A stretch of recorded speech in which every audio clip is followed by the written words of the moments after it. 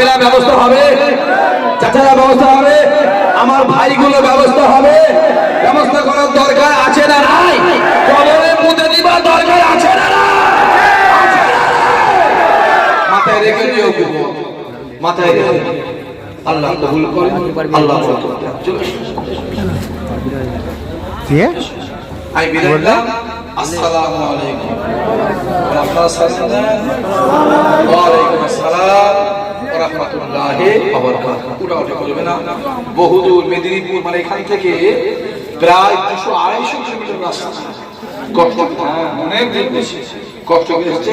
আমার ভাগনা উঠাউঠি করবে না, কাজ মিটাবে, এসে আবার বলবে। আসসালামু আলাইকুম। আসসালামু আলাইকুম। সালাতু ওয়া সালাম।